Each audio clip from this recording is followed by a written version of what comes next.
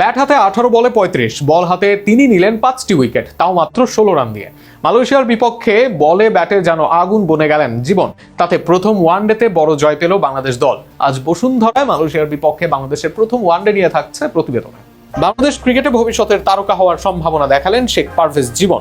Bat হাতে মাত্র 18 বলে 35 রানের ঝড় তোলার পর বল হাতে মাত্র 16 রান খরচ করে শিকার করেছেন 5টি উইকেট। তার অলরাউন্ড নৈপুণ্যে মালয়েশিয়াকে 153 রানের বিশাল ব্যবধানে হারিয়ে 3 ম্যাচের ওয়ানডে সিরিজের শুভ সূচনা করেছে বাংলাদেশ অনূর্ধ্ব 23 দল। বসুন্ধরা স্পোর্টস কমপ্লেক্সে টস জিতে আগে ব্যাট করে 50 ওভারে 9 উইকেটে 290 রান সংগ্রহ করে বাংলাদেশ। শুরুটা অবশ্য ভালো হয়নি।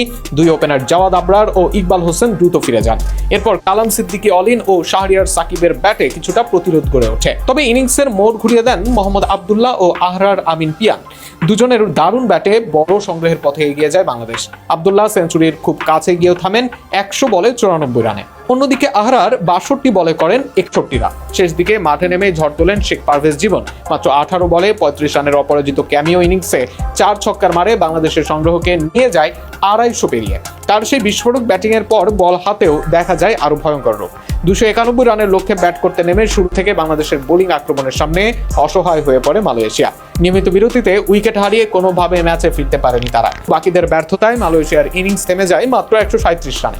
বাংলাদেশের হয়ে বল হাতে একাই মালয়েশিয়ার ব্যাটিং লাইন আপ ধসিয়ে দেন পারভেজ জীবন। মাত্র 16 রান দিয়ে তুলে নেন 5টি উইকেট। মারুফ মৃধা ও স্বাধীন ইসলাম নেন 2টি করে উইকেট।